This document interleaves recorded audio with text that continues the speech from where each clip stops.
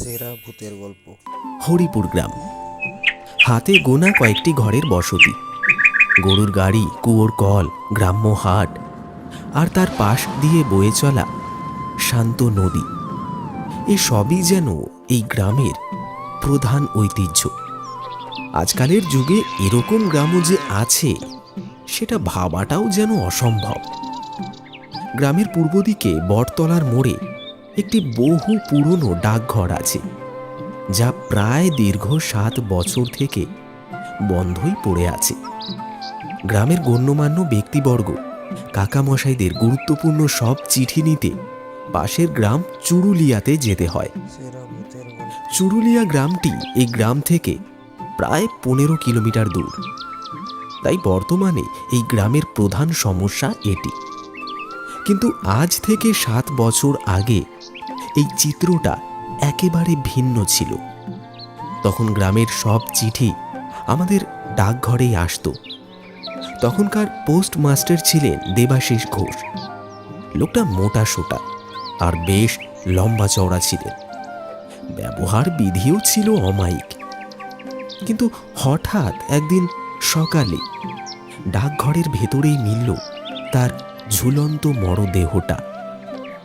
তারপর থেকে যে কি হলো, পরে দুবার দুটো পোস্টমাস্টার আসলো, কিন্তু কেউ এক রাতের বেশি টিকতে পারেনি।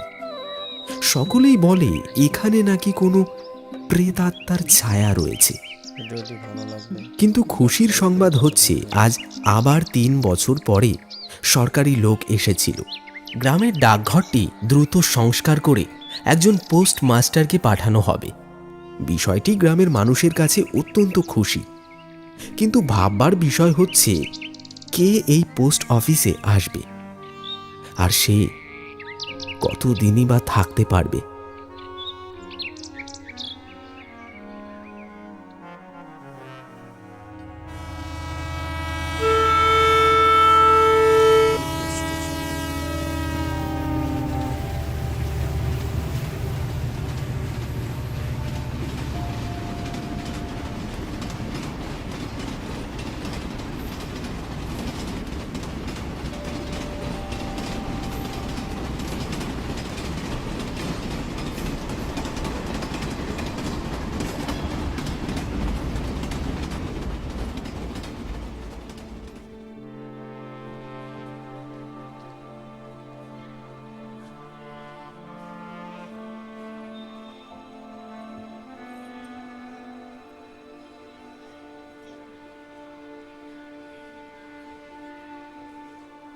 দাদা, হরিপুর গ্রামে যাবে?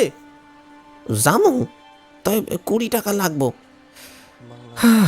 ঠিক আছে, চলো। ভূতের গল্প। তবে আমাকে ওই হরিপুর ডাকঘরে নামিয়ে দেবে। সাবস্ক্রাইব করে আচ্ছা চলেন।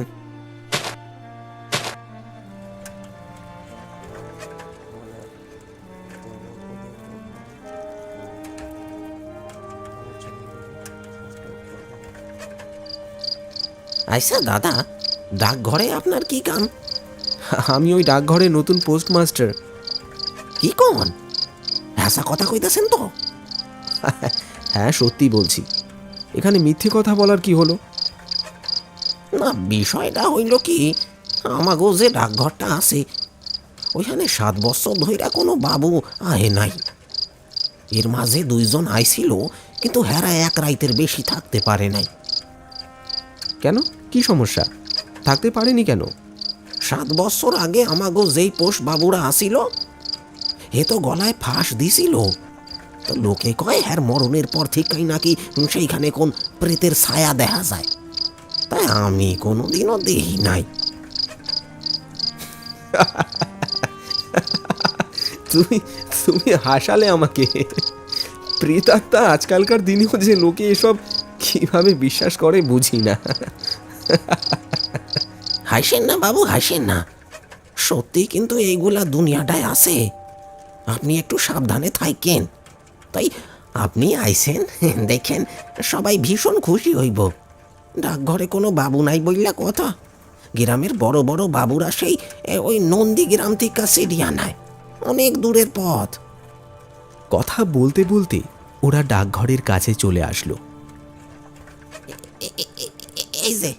এই যে লন আইয়া পড়ছি আপনার ডাকঘরে।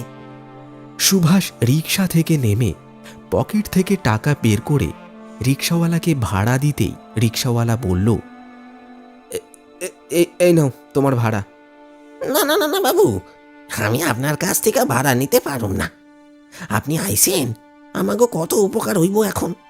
এই উপকার কি টাকা দিয়া পূরণ করা যায়? শুধু আপনি একটু সাবধানে থাকেন। হ্যাঁ, আমি চলি।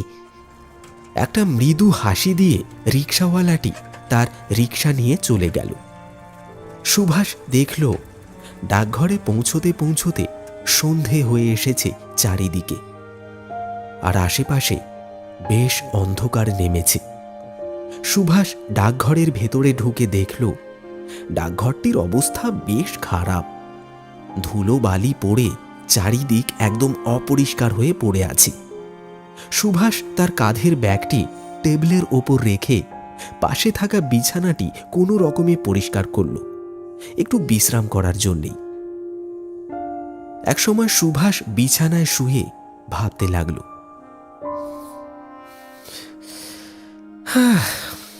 এটা কোনো ডাকঘর হলো? কিছুই করার নেই, কষ্ট হলেও এখানেই থাকতে হবে। না পারলেও এই গ্রামের মানুষগুলোর জন্য থাকব। মানুষগুলো কত ভালো, একদম সহজ সরল। কাল না হয় একজন আয়া ঠিক করে ডাকঘরটি ভালো করে পরিষ্কার করে নেব। ক্লান্ত শরীরে বিছানায় গা এলিয়ে দিতেই কখন যে ঘুমিয়ে পড়েছে সে নিজেও জানে না। আস্তে আস্তে রাত গভীর হয়ে এলো। চারিদিকে ঘুটঘুটে অন্ধকার, শুধু ঝিঁঝি পোকার ডাক ছাড়া আর কিছুই শোনা যাচ্ছে না। হঠাৎ দরজার ঠকঠক শব্দে সুভাষের ঘুমটা ভেঙে গেল। এত রাতে আবার এখানে কে এলো?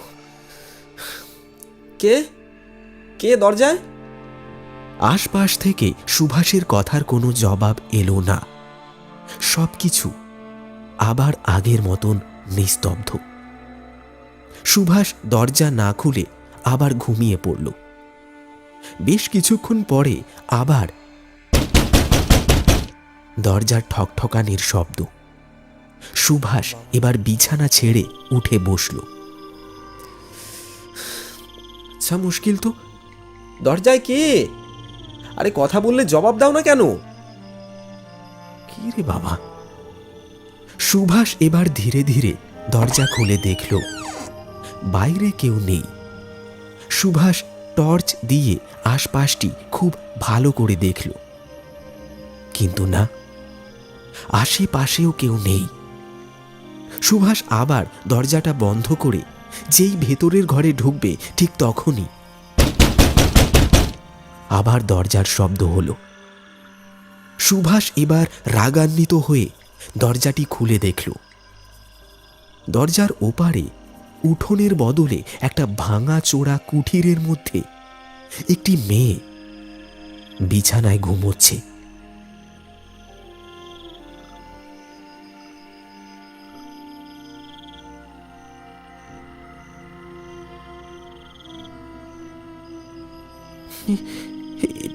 এসব আমি কি দেখছি? এই বাড়িটা কোথা থেকে এলো? এতক্ষণ তো এখানে কিছু ছিল না। তাহলে তাহলে আমি কি ভুল দেখছি? হ্যাঁ, তাই হবে। ঘুমের ঘোরে হয়তো ভুল দেখছি। সুভাষ নিজের চোখের ভুল মনে করে ঘরের দরজা লাগিয়ে বিছানায় গিয়ে শুয়ে পড়ল।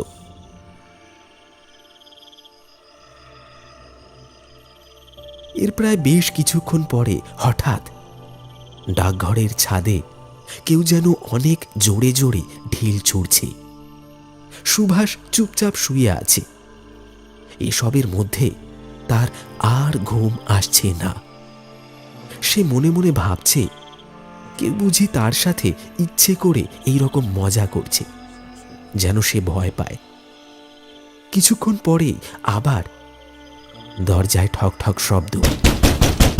সুভাষ এবার রেগে মেগে তাড়াতাড়ি বিছানা থেকে উঠে দরজা খুলতে খুলতে বলল, আচ্ছা মুশকিল তো, কোন অসভ্য যে এভাবে রাত দুপুরে মজা করছে। এবারে সুভাষ দরজা খুলে দুটো চোখ বড় বড় করে একেবারে থ মেরে দাঁড়িয়ে গেল। তার সামনে তারই চেনা পরিচিত সেই ডাকঘর, কিন্তু এই ডাকঘরটি একদম পরিষ্কার, আর চেয়ারে বসে আছেন মোটা করে এক ভদ্রলোক, আর তার ঠিক পাশেই দাঁড়িয়ে আছে সেই মেয়েটি, যাকে সে কিছুক্ষণ আগে একটি কুঁড়ে ঘরের মধ্যে শুয়ে থাকতে দেখেছে। সুভাষ নিজের চোখকে বিশ্বাস করতে পারছিল না। তার মাথা যেন কোনো কাজ করছে না। তার সাথে কি ঘটছে এইসব? কোনো কিছু বুঝে ওঠার আগেই নতুন সেই ডাকঘরের মধ্যে দাঁড়িয়ে থাকা মেয়েটি চেয়ারে বসা সেই ভদ্রলোকটিকে বলে উঠল, স্যার, কলকাতা থেকে আমার একটা চিঠি আসার কথা আছে, সেটা এসেছে কি? চিঠি তো এসেছে, মনে হয় তোমার চাকরির চিঠি। হ্যাঁ হ্যাঁ হ্যাঁ, চাকরিরই চিঠি। দয়া করে চিঠিটি একটু তাড়াতাড়ি দিন না। চিঠি তো দেব, কিন্তু বিনিময়ে আমি কি পাবো? আপনাকে মিষ্টি খাওয়াবো স্যার। দেখো, আমার সরাসরি কথা, আমাকে খুশি করে চিঠিটা তুমি নিয়ে যাও। বাড়িতে শুধু আমার অসুস্থ মা ছাড়া আর কেউ নেই। আমি অনেক কষ্টে লোকের বাসায় আয়ার কাজ করে পড়াশোনা করে চাকরিটা পেয়েছি। আমার কাছে আপনাকে দেবার মতো কিচ্ছু নেই তো স্যার। আমার তো অন্য কিছু চাই না, আমি তো তোমাকে চাই সুন্দরী।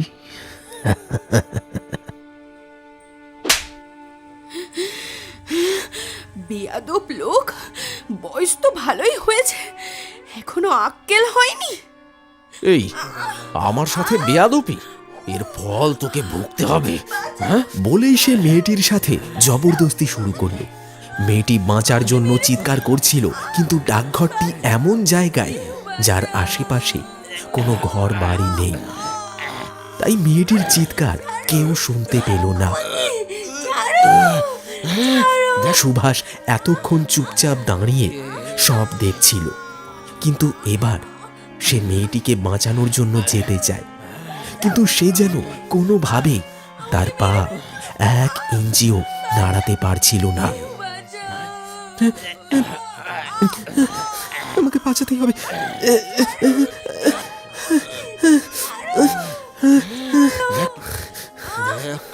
লাগে বাঁচবি না। দেখতে দেখতে চোখের সামনে দেবাশিস মেয়েটিকে গলা টিপে মেরে ফেলল। সুভাষ দাঁড়িয়ে দাঁড়িয়ে সব দেখল। তারপর হঠাৎ তার চোখের সামনে থেকে সব মিলিয়ে গেল। এখন না আছে কোনো ডাকঘর, আর না আছে কোনো মেয়ে। স্পষ্ট দেখা যাচ্ছে ডাকঘরের বারান্দা।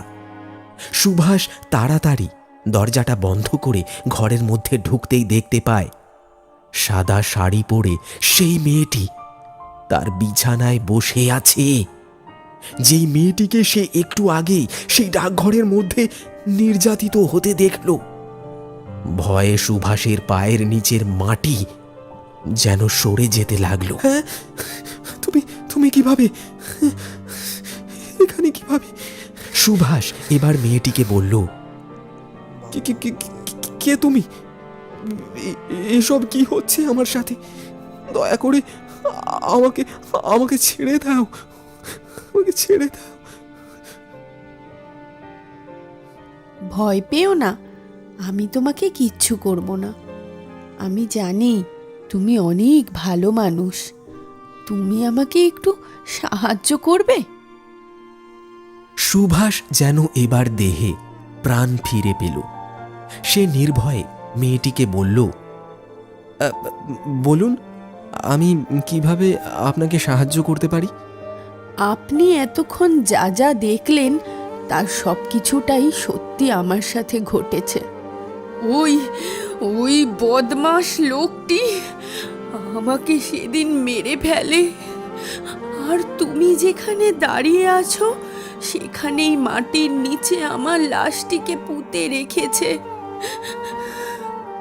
আমি তো আমার প্রতিশোধ নিয়েছি, কিন্তু আমার আত্মাটি এখনো এখানে ঘুরে বেড়ায়। তুমি আমার পরিবারের কাছে আমার সাথে ঘটা সব ঘটনা বলে আমার লাশটির শেষ কাজ করার ব্যবস্থা করবে, যাতে আমার আত্মা মুক্তি পায়। হ্যাঁ হ্যাঁ, অবশ্যই। এ বিষয়ে তুমি নিশ্চিন্ত থাকতে পারো। আমি আমি তোমার শেষ কাজটি অতি দ্রুতই সম্পন্ন করব। কথাগুলো বলে মেয়েটি কোথায় যেন মিলিয়ে গেল। পরের দিন সকাল হতেই সুভাষ মেয়েটির পরিবারের কাছে তার সাথে ঘটা ঘটনাটি বলে এবং গ্রামের কিছু মানুষকে সঙ্গে নিয়ে মাটি খুঁড়ে তার লাশটি বের করে সেই লাশের শেষ কাজটি সম্পন্ন করে।